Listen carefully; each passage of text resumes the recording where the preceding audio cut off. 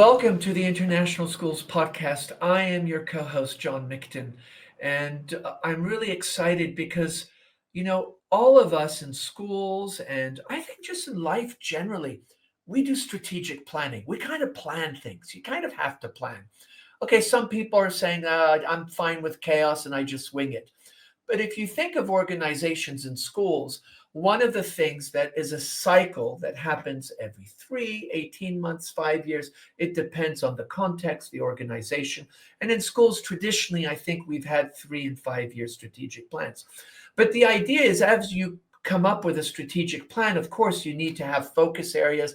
What are maybe some of the points of reference that you want to focus on? What are some geopolitical? What are maybe some curricular? What might be some well-being? There are many different factors that come into strategic planning. And the idea is that you have a plan with an action plan, and you might have some KPIs, you might have some points of reference that allow you to measure how successful. And it's usually tied to a vision and a mission, and maybe even a set of values and principles.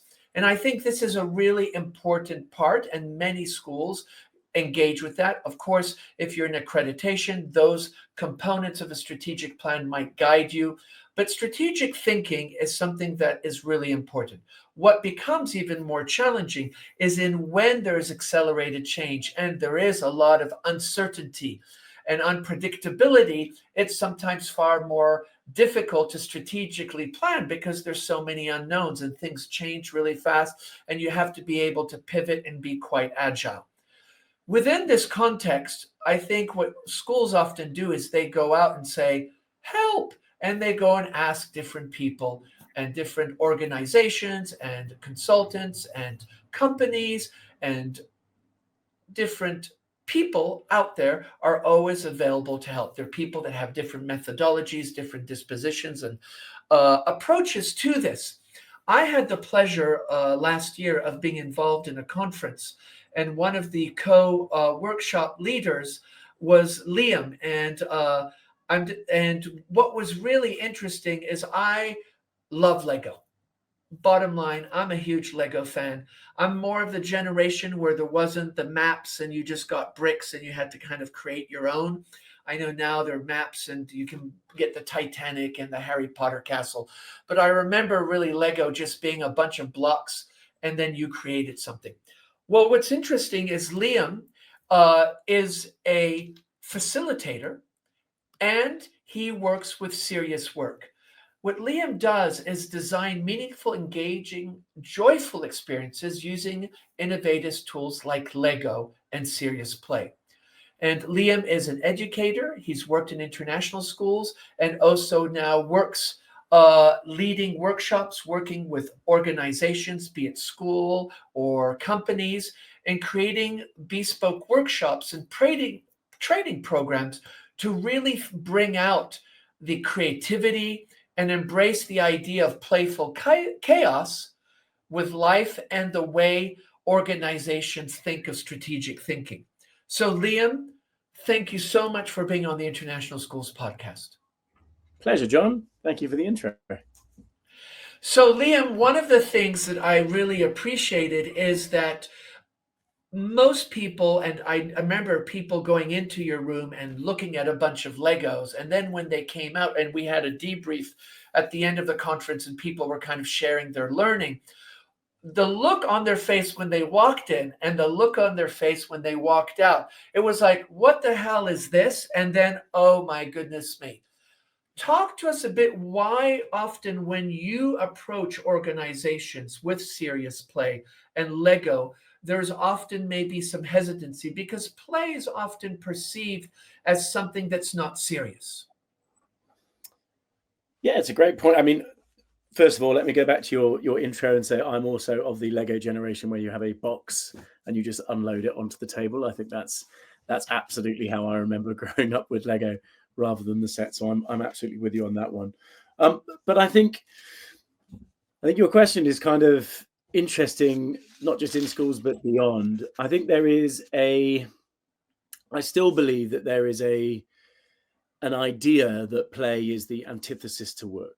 So I think when you look at education systems, for example, play is a steadfast part of most education systems, up to and maybe including kind of early years, maybe primary, early years of primary. And then by the time you get to the business end of school, I think play is kind of sucked out of many education systems, not all. But I think the reason that play is sucked out is because there is this pervasive idea that play is not work, or play is not, play cannot bring about serious, meaningful results. And I think one of the things that I often do when I'm introducing play as a means to help people engage in deep level thinking is actually strip back play to its kind of base pieces, its kind of principles, if you like. And I've actually within my work, I connect a lot to the research from the Lego Foundation, which is a kind of research arm of the Lego Group, specifically linked to kind of education and learning. And they talk about play as having 5 key principles. They say play is joyful, which is probably the easiest one to get your head around. But then they say play is socially interactive, it's meaningful, it's actively engaging, and it's iterative. And I think joy taken for granted, if you take those 4 things, socially interactive, actively engaging, iterative, and meaningful, there aren't many organizations, groups, people, schools who would say that they don't want those key characteristics within their organization. So when I face perhaps barriers to play as a tool for serious work, I tend to challenge them with those ideas to see if they are things that they believe are relevant in their context. And often I think where there is skepticism, I don't necessarily think it's that people are skeptical about play per se. It's more linked to an ignorance of what play actually is, and the fact that play beyond in the garden, in the playground, can add real value to work. And I think even down to the different types of play. So I'll often also talk about different types of play. There is free unstructured play where you do kind of create an environment, let people go into it, and then they kind of choose and use, and they have all that agency. And it's a bit like what we were talking about earlier, John, just before the call. You were talking about the Yes to the Mess book and putting a load of musicians in a room and just seeing what happens.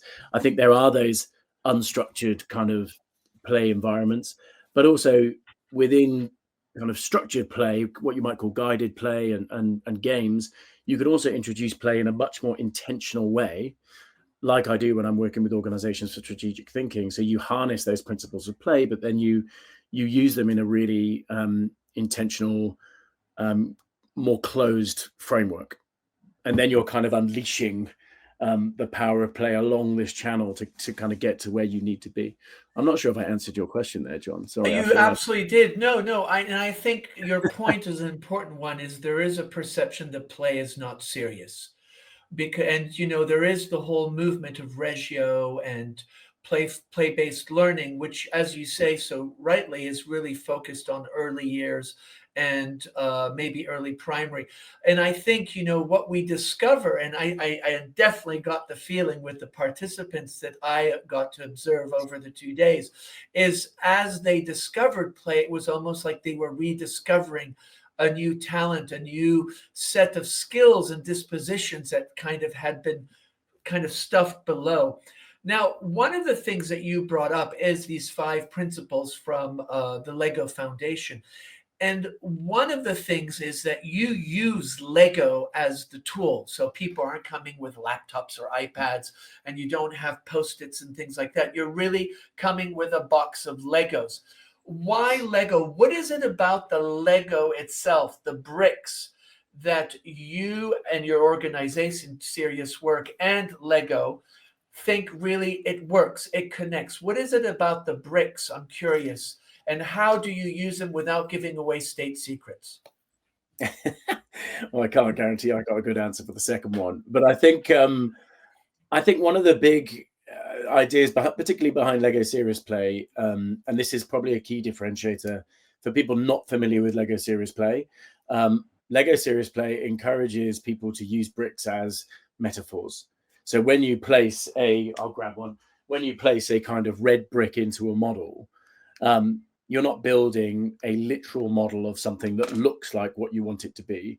You're placing that red brick into the model and you're saying, well, for me, this red brick represents, I don't know, personalization of learning. And what's nice is that once you put that into the model, that is what that red brick represents. So that's a really key idea behind Lego Serious Play. And I think once you get your head around that, one of the wonderful things about Lego is you can never have picked up Lego before in your life. And within about 20 seconds, you can become a competent, let's not say maybe expert, but you can become a competent, proficient user of Lego. And in that way, using Lego to articulate and connect what can often be quite complex concepts and the relationships between them, you can do that really rapidly in a way that allows you to build and create a story very quickly using bricks. So I think one thing is about access. Everyone is able to kind of use these little plastic wonder bricks quite quickly to construct what's in their head. Another wonderful thing about using Lego is that once you've built a model, sorry, I wasn't expecting to have loads of Lego in the call, but I'm just going to pick them up because I've always got them around. But the other great thing, so I just want to tell our audience that you're going to need to go onto our YouTube channel to see the visuals, just so you know. But I think everybody understands what a Lego brick looks like. But thank you. Keep going, because our audience also checks the YouTube channel. So I think once you've built a model, what you can also do, because it's Lego, is you can deconstruct that and reconstruct that in a really iterative way to almost articulate and share your kind of knowledge structures in real time, but also the evolution of your thinking in real time. So this makes it great for, say, social groups, because if you have a group who are, you mentioned strategic thinking at the beginning of this podcast, if you have a group who are trying to come up with or review or revise their strategic plan, then a really challenging thing about any process that you might use is once you've written something down or drawn something or scribed it, it has a permanence which can be quite challenging to let go of. So if you invite someone to then challenge that idea, if they take part of what you've written down away or they scribble it out, I think that's probably potentially quite confrontational. Whereas if you're using a Lego brick and you take one brick off and you try and take it out of the model or change it for another one, it's very easy to try and test iterations of those kind of collective knowledge structures in real time. So it's less perhaps of a confrontational thing to take a Lego brick out, knowing full well that you can put that same brick in again if, for example, you decide that the first iteration was better collectively than the first. So I think you have that. It's very accessible. It's very iterative, which means when you're working socially, you can create and recreate very, very quickly and rapidly.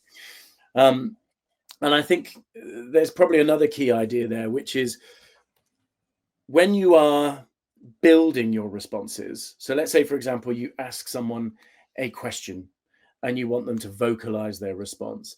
I think there are lots of barriers that perhaps people find challenging when they have to use words to share their thinking. So they might not have the words to say what they want to say. They might be restricted by constraints of language. There might be awkward kind of power imbalances, relationship dynamics that make it challenging in the first instance to get out what you want to say, what is in your head. One of the nice things about working in Lego is that you build what you think before you share it. And therefore, there's all sorts of kind of cognitive reasons why that's better at engaging whole brain thinking. You take away the overbearing constraints of language, and all of a sudden you shift from a kind of reductive, overarching left hemisphere way of thinking towards a more systems interconnected right hemisphere way of thinking, which also is where your kind of humanity and empathy come in as well. So I think there are lots of reasons why Lego can add value to challenging conversations. I've outlined a few there. There's probably a lot more that we're going to dig into as we Yeah, continue. and I think it's interesting how you stated, because often what happens is people will, in strategic planning, it's a bunch of Post-its on a wall, and then you get to take them off and move them around or start tearing them up, and it feels more aggressive. And I really like your ideas that with the Lego piece, first of all, what you said is people build their Lego by themselves. So they're kind of doing the iteration, and then it's kind of bringing the pieces together. And as you said, these are metaphors, but you can take a piece away and bring it back. And I think that's super interesting, especially on the ownership and the sense of agency, because I think so often what happens in strategic thinking, you have somebody writing minutes, they write all the minutes down, or they go on the whiteboard and then somebody takes a picture and it's like frozen in time and you can't undo that. Well, as you're describing, in a very short time, you could build a whole new Lego set representing different things and keep adding and changing it. And I think that in itself almost gives people permission to feel maybe safer and maybe more risk engaged. Do you find when people are going through the process that it takes time? Do you create somehow some parameters where you're talking about trust? And are there some foundational agreements that you work with as people come into the room? Because they come into the room, you have the kind of Legos on the table. Are there some, not bylaws, but are there some rules and procedures that you try to choreograph before people let loose? Yeah, so in my work, I tend to use a series of small warm-up activities, for want of a better word. We call them a skills build, but we're essentially using a sequence of short activities to get people into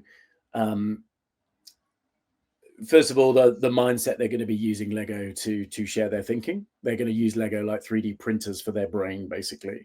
But we also use as activities to give people the skills and confidence to use Lego in the way that we want them to use it in those sessions.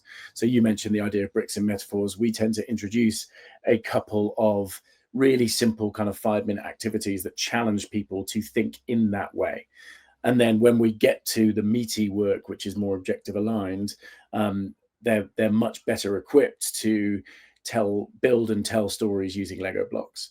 Because ultimately, although we're talking a lot about Lego, when in Lego Serious Play, you've done that kind of contracting right at the start of the session, people stop thinking in terms of I'm building a Lego model, and they start thinking in terms of, okay, I'm constructing my thinking. And when this works really well, people forget they're using Lego, because what they're actually doing is building and co-creating a story, and the Lego is just the mechanism through which they're doing that. So it really isn't about the Lego. What it's about is the stories and the kind of deep thinking that Lego helps to unlock and share. How long do you, so let's imagine you have a group, these workshops are what, 90 minutes generally? And they like, or it depends. It really, I'm just wondering to have that sweet spot as you describe, where they're no more thinking of the Lego blocks as blocks, but they're more thinking it about their thinking and their, kind of visioning and their ideation. Yeah. What does it require a certain amount of time, or it just varies on the group? So within 20 minutes, generally, I can get a group to stop thinking about Lego as being Lego and start thinking about Lego as being representations of their thinking. It depends on my context. You mentioned I have different contexts I work in. Sometimes I'll run, I'll do work, a standalone session with a group, in which case we might have a 30-minute portion at the start of a session. Sometimes when I was working in schools, I was a classroom teacher for 15 years. I was using Lego Serious Play for 4 of those. I would be at the start of the year, I'd get my whole cohort in a room, and I would do, right, I'm going to introduce you to Lego Serious Play. It's an idea we're going to use throughout this year. So let's come together. I'll teach you how to use it in 30 minutes. And then whenever I pick Lego bricks up again and I say, right, we're going to use Lego Serious Play, my groups were then norms to using it. So I could use it for 10, 15 minutes within the classroom as a reflection tool at the end, or I could use it to do kind of co-creation and ideation for a 40-minute session in the middle of a lesson. But that 20-minute kind of skills build, that's what gives people the ability to use the bricks in the way that you're really looking for them to use it in Lego Serious Play. And now, when organizations come to you, is it because they're familiar with it? Or I'm just curious, who's knocking on your door? And when they knock on your door, they very likely have certain expectations. Do you have to realign those expectations? What kind of organizations? And is it only strategic thinking, or is it just thinking? I'm just curious, what are kind of the patterns of clients and customers, if you want to call them, that are coming to, and what are they hoping, and what do you have to kind of say, well, hold on here, this is what this is about? Yeah, I mean, and the truth is, it's insanely broad. So we'll start with education. So within education, I have a number of what you might call typical use cases. I have school leaders who come to me and say, we would like to do this bit of work. Can you support us with it? Maybe we've got an away day, maybe we've got a community day, maybe, whatever they've got, they might find some time. And then in that age-old inset way, we would like to use this time to achieve X. So when groups come to me saying we have X amount of time to achieve objective Y, then I will tend to create a program or design a kind of intervention that looks to achieve that. Sometimes it will be with Lego, sometimes it will not. I never try and push a process. I design my kind of experiences around the objectives that people have. So very often there will be, my work will include parts of Lego Serious Play and then parts of design thinking or part of working in systems. So these things tend to interconnect and interweave quite nicely. So that's maybe one part of my work. I have another within education kind of demographic, if you like, which is people who want to introduce more play into their curriculums. So they're saying, okay, we have a group of teachers who we want to, or who have expressed an interest in introducing purposeful play into our curriculum. Can you help them use Lego Serious Play within their context? In which case I will work very much in a kind of classic professional learning context. I'll come in and work with a group, design a program that helps them to use it in their settings, maybe hack it for their context. And that's another kind of use case within education. If you step beyond kind of formal education, which I would class as kind of schools and universities, beyond that, I have clients from all walks of life, pretty much every sector that you could imagine. I'm doing some work with those groups, and that will range from your executive C-suite coming in and saying, okay, we want a day or 2-day workshop looking at our strategic planning from a systems perspective. Can you help us to do that? Which is a piece of work that I will often get asked to do. Right the way through to, we have, as part of our learning development program, we're looking at our DEI provision, or we're looking at our leadership development. Can you help us use Lego and Purposeful Play to help people, or help our learners, or the individuals in our settings to better understand themselves or better understand their context through those different lenses? So I guess in a very roundabout way, I'm coming down to the fact that it's incredibly versatile as a process. But from my perspective, working with clients, I don't push one thing or another. I tend to find out what they need, and then I share where I think Lego Serious Play will add value. That's when I introduce it as a way of helping make their thinking visible.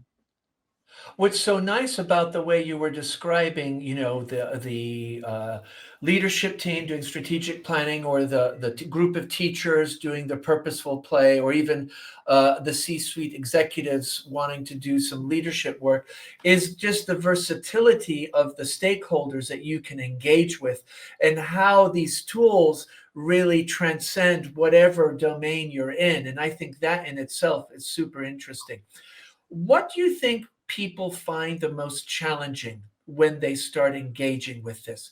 Because, of course, we have every learner is different. You have differentiated approaches to engaging with these kind of workshops. What are some patterns that you often have to break?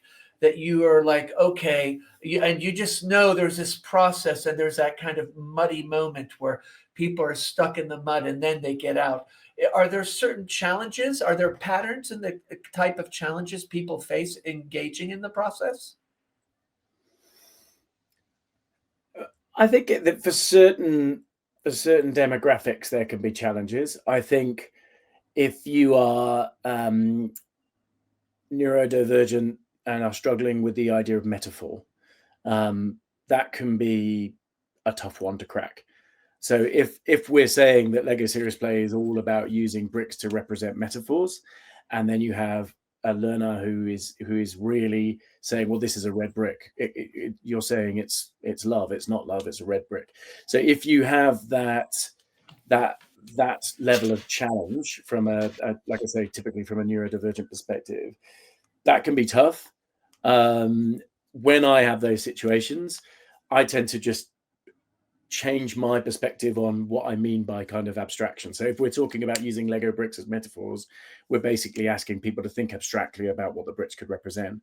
If someone needs to build a little picture of a heart to represent love and well-being, and that is what they need to do, then ultimately any Lego model is an abstraction at some level, because it's never going to look like what they actually want it to mean. So I tend to lean into that with learners in that context. But that can definitely be one challenge in some instances. I think you mentioned the stigma attributed to play. I think that can be a challenge. If I'm working with, and let's be honest, I hope I can say this, teachers are quite base level, I think, cynical to new ideas. I think in working in a profession where the whole profession gets revamped every 5 years, there's always a new thing being introduced that's going to kind of save the profession or save education. I think teachers are quite rightly cynical, because I think they've been victims of innovation overload for a very long time, kind of more, and then more change. So I think when you walk into that room and you have that group of people, and you've got that group of people who've got their arms crossed, leaning back, and are kind of, yeah, I'm not in. I think that can potentially be a big challenge. I've always found that the best way to counter that challenge is just to invite them to take part for 20-25 minutes, see if it works, and if it doesn't, give them permission to leave. And I've never had anyone leave yet, because I think as soon as you go through that skills build and you understand that the way that people are being expected to use Lego is actually incredibly high level thinking. We're basically getting them to co-create, think critically, build models, and build and tell stories. They very quickly get it, in my experience, and that goes for learners of all ages. I think they get it, and once they get it, then you get that level of investment. One of the things I would say, though, is that it's very difficult to get if you don't do it. So if anyone is listening to this podcast thinking, I don't quite understand what he means when he says using bricks as metaphors and building stories and telling stories and co-creating, I completely get that, because until you actually pick up some bricks and use it in the way that we know it adds value, it's hard to understand. The flip side of that is if you spend 10 minutes doing a skills build and you do get the chance to work with someone facilitating with Lego Serious Play, within about 10 minutes, you'll be like, okay, I completely get this now, because I can understand how this process works. It's interesting that you say that, because at the conference that we were, and you had some pictures that you showed on the screen, and there were walls and they looked like buildings or structures. And then you had post-its of what people were thinking. And I was sitting next to somebody and they're like, well, that doesn't look like that, because they were trying to make it, they were like, well, that's a building. That is Yeah. not agility. And so I thought it's really interesting that you share that, because I think it's almost like you have to take a leap of faith and just say, okay, I'm going to let go and I'm going to go with it. Yeah, and I think just weaving into that, there's something that I jotted down earlier that I think is really important. Although in my work I get people to build models. So I often say you are building a model of what's in your brain. The bricks are a 3D printer. And although that's an important aspect of it, I think of equal importance is the fact that people tell stories about those models. And because we focus so much on the telling of stories, we are, as human beings, hardwired to learn from story and to put a lot of stock in storytelling, and listening to stories, just from a kind of evolutionary standpoint. Yeah, It's kind of absolutely. it's part of what we find really powerful. And the reason we focus so much in our work on encouraging people to build and tell stories is because when we tell stories, we connect people to people through those stories. But significantly, what we also do is we connect people to ideas. So if you're able to make a strategic plan meaningful to the people who have co-created, because through story, they feel a direct connection to that plan, then it ceases to become some sterile thing that we stick on the front of the board at the start of each year and we tick and cross where we're at. It ceases to become that, well, that's above me and it means nothing, to, oh, well, that's something that, in an ideal world, I'd have helped to co-create and shape. And actually, it's something that through the process of crafting that, I've invested in it. And therefore, because I've invested in it and I've connected with it in a meaningful way through story, I now care about the outcome. And I think a lot of strategic planning, not just in schools, I think this is generally true. A lot of strategic planning happens at a very high place, with the best will and intention. There's normally let's send out a survey, maybe see what people are interested in, and maybe you'll get a 20% response rate and it might feed in, but actually it might not align and therefore it's dropped anyway.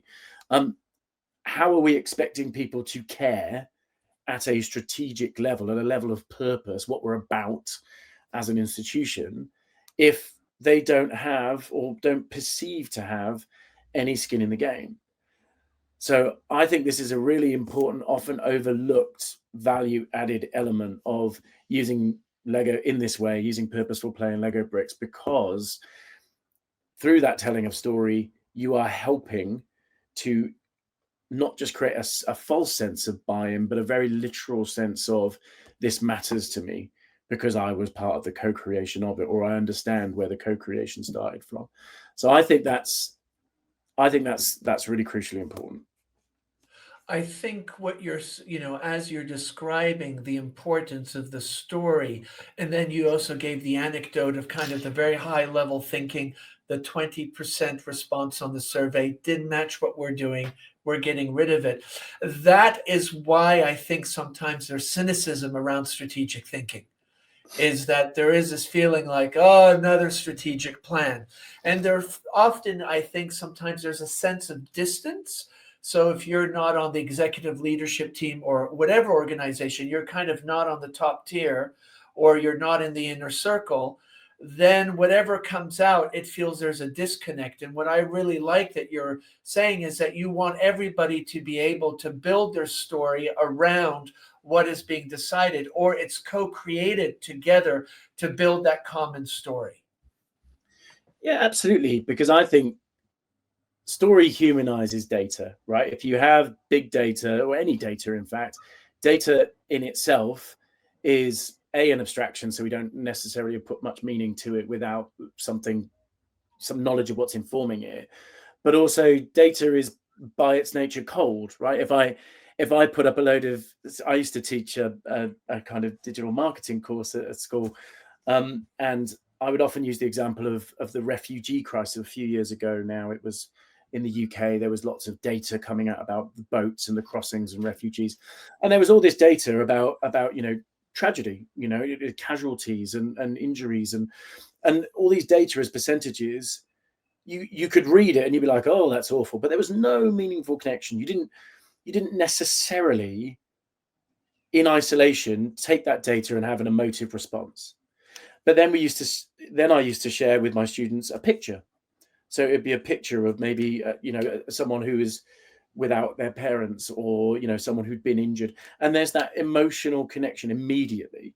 Like there's the visceral, I either feel upset, or I feel sad, or I feel angry, and because of that visceral reaction, you're more likely to care at a human level than about what that data means.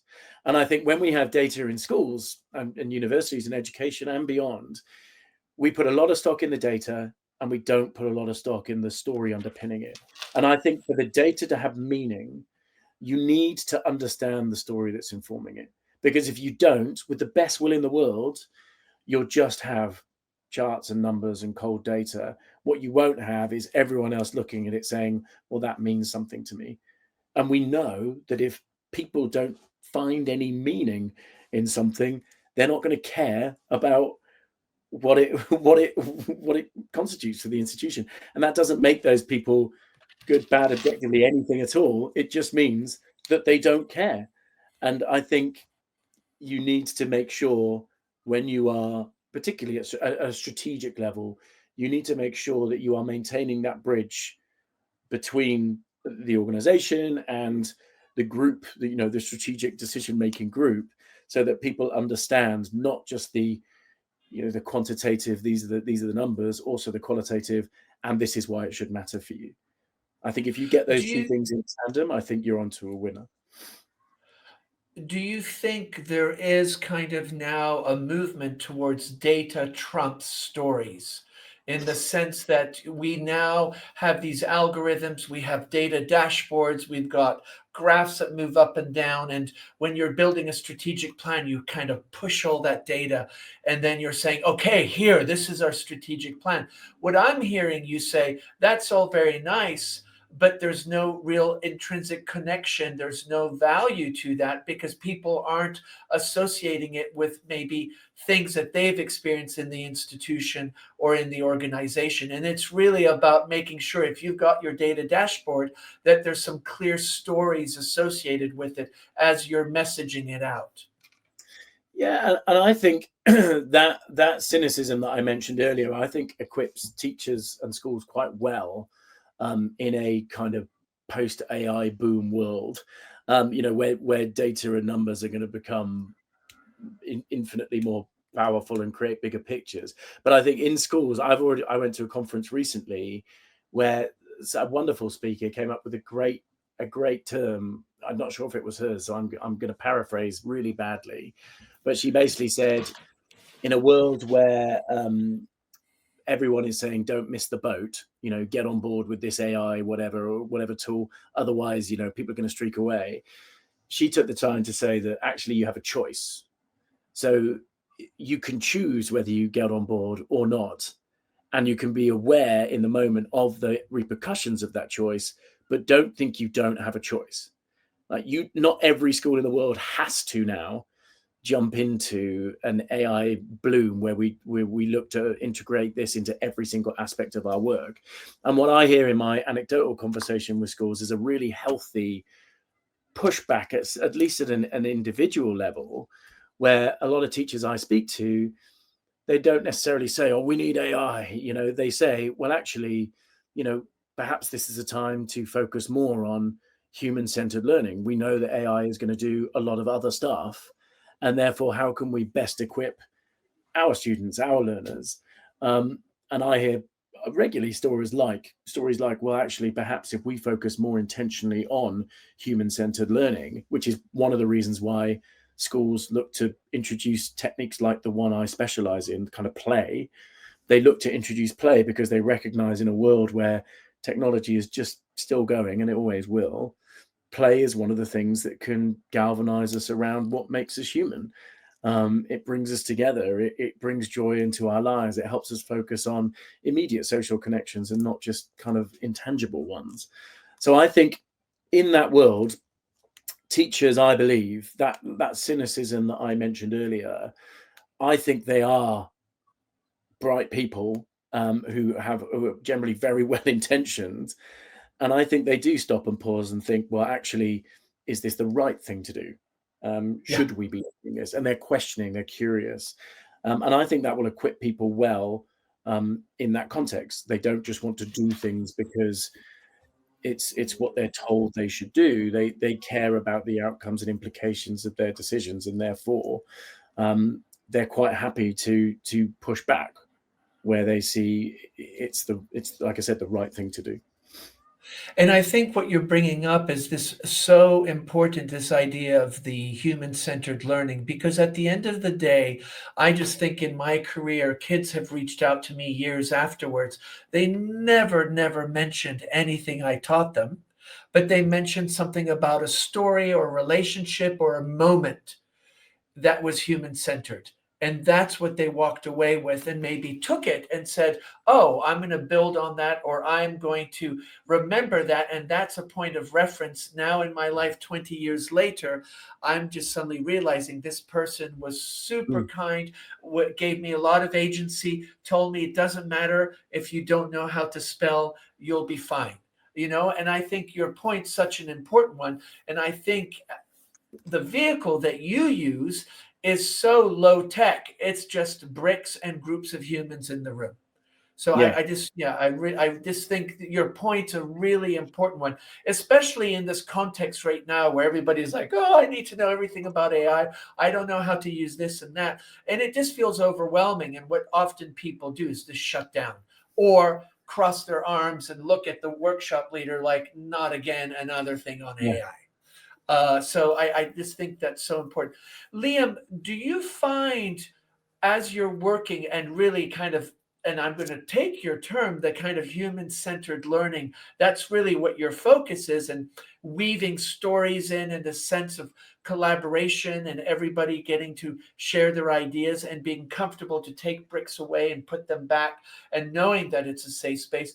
Do you think certain age groups work better than others? I mean, you talked about using it at your school. I know you work with a lot of adults and you very likely have a range from, Gen Z to baby boomers. Does it matter or it doesn't matter? Honestly, in my experience, doesn't matter. I think in a school context, as you go younger down the school, particularly when I've trained a lot of early years teachers, in the use of Lego serious play and purposeful play. I think as you go lower down the school, like most activities, I think more scaffolding, more guidance, more structure is important.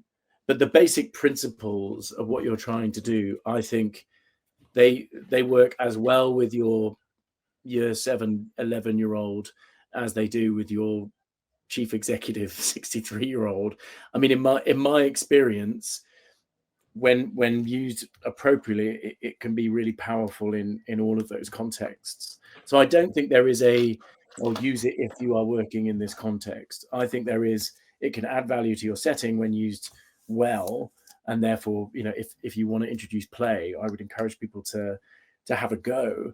Um, the also thing, if I can, John, I'll also just go back to something you said in your previous comment about your ex-students who had spoken to you about moments. So I'm slightly obsessed with moments. I don't know if you've read The Power of Moments by Chip and Dan Heath. Is a great book if you're Yes, able. yes, yes, yes. I'm a big fan of Chip and Dan Heath. Yeah. Brilliant. So they talk about the value of moments in shaping our kind of memory of events. And I find it fascinating that you talk about students who have left and then speak to you about that moment, and what we as educators believe may be not a big deal can be incredibly defining for the people who work in our care and who we work with and who we help to learn. Those in some instances single lessons, single interactions, those moments can have a filtering view, filtering lens on which they recall their entire education, certainly their experiences with you. And I think that idea of creating and crafting moments, hugely informs my work, Because one thing I often get asked is, oh, do you encourage the use of this tool in all lessons? Absolutely not. I don't, because it's not appropriate for every single thing you do. But used at the right moments within a sequence of learning activities, you can create hopefully a super engaging in the moment activity, and hopefully an engaging unit or unit of study or curriculum even. But the reflections of those learners on those collective experiences can be massively informed by those individual moments that you look to carefully craft, create, and collate within those learning experiences. And what that does is the knock-on impact of that, those positive reflections on education, on their experiences, then pay forward kind of in the future as they go on to their next stage or the next phase, or the way that they view learning beyond school. And then what's even better is when they then try to recreate those moments themselves in their context. And it's kind of this, paying forward. Absolutely. And I think so often we're so caught up in trying to get everything done, we're not often present in the moment and savoring that moment and crafting it as a moment. And it doesn't matter what happens after and before, it's just being present in that time. Liam, it's just so fascinating talking to you and really navigating these conversations. One thing we always do at the end of our podcast, we ask, and I will confess, a few weeks ago, we had somebody about screen time, and their focus was really about why don't you ask the students first? They were talking about phone bans and screen time, and they said schools rarely ask the kids, do you want to ban the phones? It's a teacher decision. So I just realized in our podcast at the end, we always say, oh, what would you want? Give some guidance to an educator and a school leader. But now what we're going to do is change, give guidance to an educator, and I include school leaders and educators, but also to a student. So as we wrap up, and what are two things you would want a student to understand about what you have discovered about play and the work that you do, not only in school settings, but in all kinds of different organizations, using Lego as a way to build those stories and create those metaphors of understanding? And what would you want to say to an educator regarding that, kind of as our parting thoughts? Yeah, so I think generally around play, I would say have an open mind. I think we've touched on over the last 45 minutes or so a couple of times the potential of introducing play into education systems. And we've also touched on some of the key kind of barriers to that introduction across education systems. So I think having an open mind, and being willing to experience, and understand the value that play can add. I think that would be the first thing, because I think the more we go down the current kind of trajectory that we're heading down, the less and less explicit opportunities I think there will be for kind of human connection and play. So I think embrace it, have an open mind and embrace it, I would say is the first thing. In terms of what I would say is that probably covers educators and students, I would say. Can you remind me Yeah, the I second? think so. Yeah, no, it was educators and students. Absolutely. Yeah. Yeah. And I think, for a lot of kids, that's going to resonate. I know in my context, I do a lot of work with Legos and creating things, and some of them then have motors. Or today we did a whole thing on creativity. How do you become creative with a bunch of 7-year-olds? And we listened to music, we looked at some pictures of art, and then I just let them go. And it was just amazing what they Yep. created. And, one girl came to me and says, I love this because I get to make all the decisions, I get to, and this idea of agency. And I think what you're talking about, this idea of being able to create our own stories, is so rich and so important. And to come full circle, just for I know we are going to sign off, but to come full circle, we talked at the beginning about purely on Lego, not having Lego sets and having a box of bricks. I think that's a wonderful way to end, is to stop buying Lego sets and start Yeah, getting a big I bunch of agree. bricks. I think It's that's probably hard to get the bricks, you know? It's actually quite hard. I mean, I always go and look at, now I know there's like, in where I live in Switzerland, there are quite a few shops that are used Lego shops, and you can just buy yeah, bricks by the grams, and it's amazing how popular they're becoming. And it's not, no, we don't want the wheel. We just want bricks and some very basic stuff. And I think that's important. The constraints generate greater creativity, maybe. yeah, absolutely. So, thank you, Liam. I just want to remind our audience, Liam has put some in the show notes, his biography. You can connect with him on LinkedIn.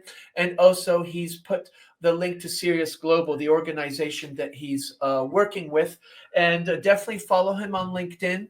And if you have any questions, I would be very surprised if Liam wouldn't be happy to get back to you. So, Liam, thank you very much. As always, thank you for being our listeners and your feedback and following us on LinkedIn and your comments on your favorite podcast streaming service. We greatly appreciate it.